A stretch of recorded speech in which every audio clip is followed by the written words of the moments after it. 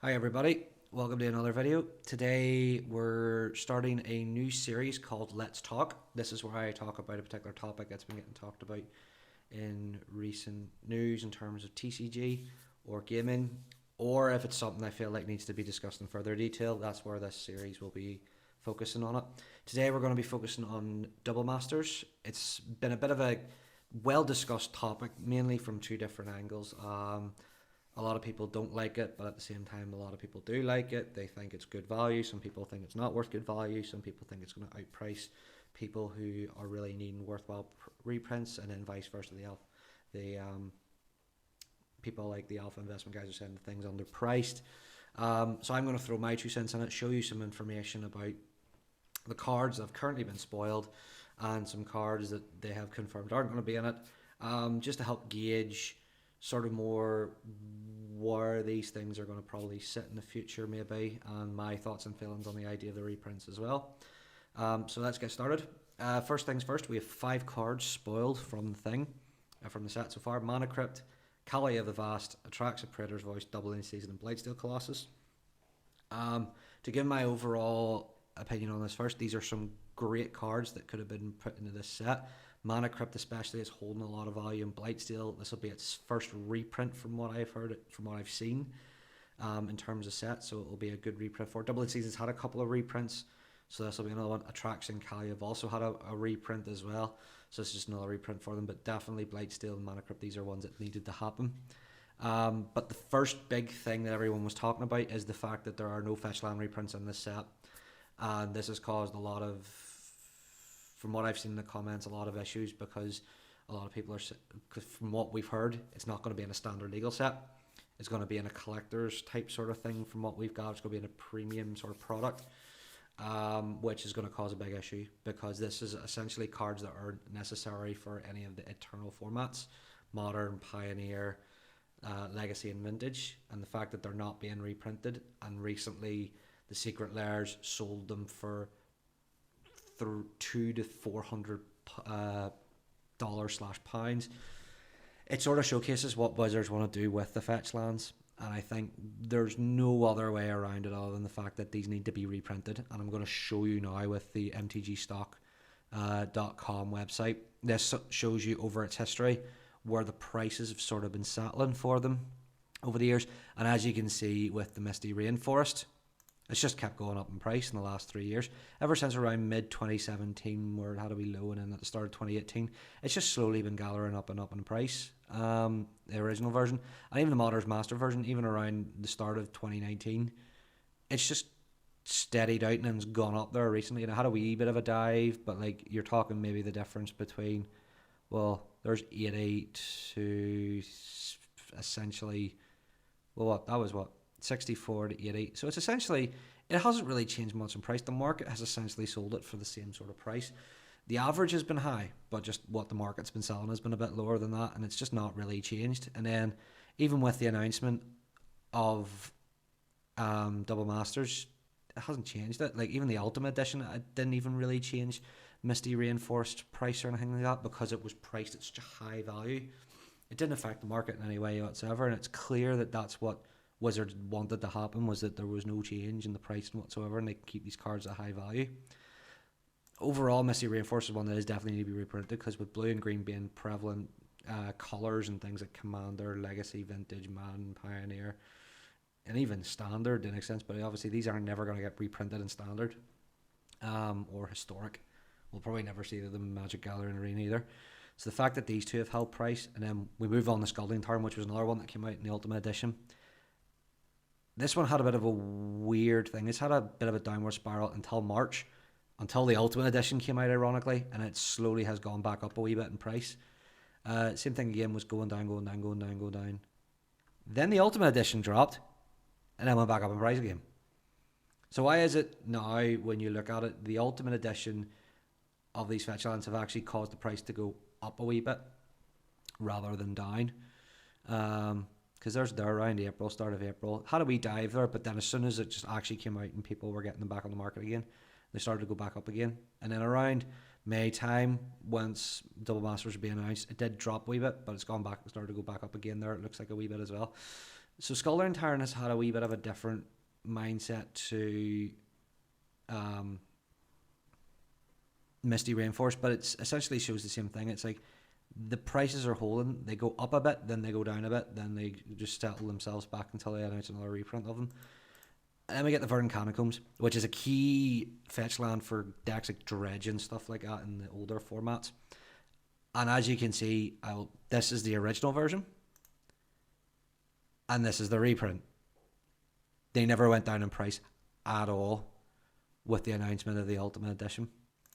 In terms of market, they took a hit, but they just climbed straight back up afterwards. Not even like 2 days later.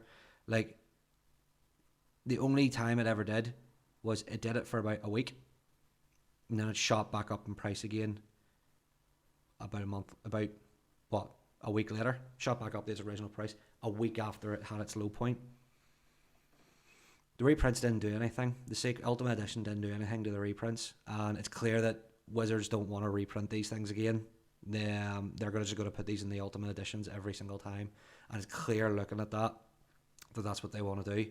Now, if they turn around and say, "Oh, we are going to reprint them in Zendikar Rising, but they're going to be in the Collector's Edition," it's not going to make much of a dent, I don't think. I think it'll still hold the same value, and that's where I think that'll fall into that one.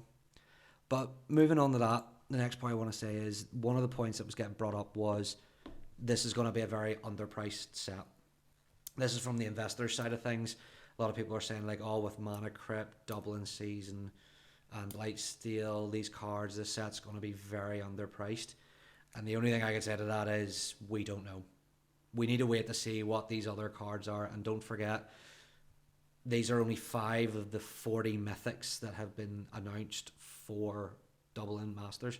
And we don't even know whether we're going to be getting double the mythic rare slots in Double Masters. All we know is we're getting double rares or mythics, which implies we're going to be getting approximately maybe 8 and then 40 rares, which is going to be a load of rares. So the anything in the rare slot is going to get a significant possible hit to the market. Mythics only 100, I don't know, but a lot of people are saying that this is going to be underpriced. I don't think so. Based off what I've seen off the prices, the 5 cards that have been announced already equivalent to about $200, so about £160. Unless the other mythics, the 3 mythics, if they were to get all 5 of these and 3 other mythics, unless the other mythics make up $140, you're not really going to get much return back on this, unless also the rares make up for it. And that's the thing, like, you're getting 40 rares, but you're also getting these reprinted, which means that their prices should have a knock-on effect on each other. And really, you might get some value from these things, but unless all the rares and all the mythics are worth a lot of money, or at least worth a bit of money, I don't think that the set's going to be worth it. Because don't forget, with Ultimate Masters, they also did print a lot of cards that people really didn't need, a lot of janky cards, things like Blood Connoisseur and stuff like that, Fesodinity, Spider Spawning, things like that weren't really necessary, but they fit in with the draft theme. And that's the thing, we don't know what all the themes are. All we know, it seems to have something to do with Infect, Proliferate, and Doubling Season. Possibly Angels and Demons as well with Kali of the Vast.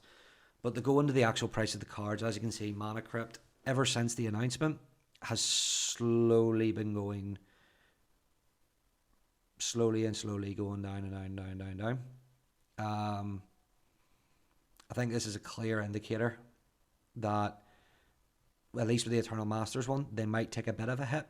Because they sort of held this price, and then as soon as Ultimate Masters, so around the time of Ultimate Masters, it dropped a bit, and then it's now steadied out again. The same with the booster card variant of it. You know, it's held this price for ages. Took a bit of a dive in March. For whatever reason as well, both of these took a dive in March. So if you can tell me in the comments what happened in March to cause this possibly, let me know, because I'm curious as to what happened. I couldn't find anything in relation to it. And it sort of equaled out. Then as soon as the announcement happened, it dived a wee bit again.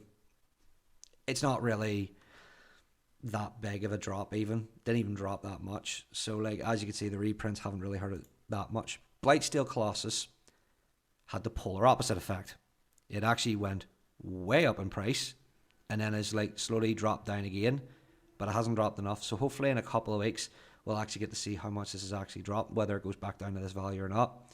But as you see, leading up to it, had a big spike, and then just dropped. So hopefully with the reprint, this will drop in price, but I'm not holding my breath with after seeing Mana Crypt there. Dublin season, as you can see, the original version, it's gone up in price. In the last few weeks, has gone up. Not even the announcement of the reprint brought it down. Same with the original version, it has gone down a bit. Not a whole lot, but it's gone down. And as well as that, the Battle Bomb one has been creeping down as well. So really, apart from the original, it's going down. So hopefully we'll start to see a wee bit of a drop in it. But like I said, with the announcement of reprints, these aren't going to be worth the value that a lot of people are associating with them. So when I say $200, you're probably maybe looking at $170 for these 5 cards. So we'll have to wait and see with the rest of the reprints what we're going to get. And then we get a couple of Commander-specific cards with the tracks in Kalia. These came out in the Commander's Anthology and the Commander's Precons. And as you can see, they've kind of held the original Atraxa for the Commander's Anthology in Volume 2 has held its own, but the original Atraxa has had a bit more of an interesting climb. It's had these moments with War of the Spark. Atraxa got popularity because Proliferate was coming back and the spoilers were coming out, so that's where that spike comes from. But as you can see, it's built up again with Ikoria with the introduction of the ability counters, and then it just takes a dive after the announcement. So with that, you can see that these are going to get taken a bit of a hit. Kalia has sort of had a similar sort of history. It's kind of had its times and its influences with specific sets, and then it's just sort of dived after that. With the original Kalia, you can sort of see it had its hype around Kaladesh and Zendikar, and then it started to dive off around in Ixalan, then started to pick up a bit of popularity again. Then at its peak, it was worth a fair bit, and then it's just dived after its announcement. So a lot of these cards that have been announced, apart from really Mana Crypt, have taken a hit with their announcement. How much of a hit, we won't really know. But I do feel like they'll go down to a low point and then they'll build back up again. But I don't know whether this set would be undervalued or not. Like I says, 160 to 200 I feel is what these 5 cards are worth alone, plus you're going to be needing 3 other mythics. So unless the 3 other mythics make up the value of it, or all 35 of the mythics make up for it, I don't know. We need to wait and see, but I would say hold until we see all the spoilers.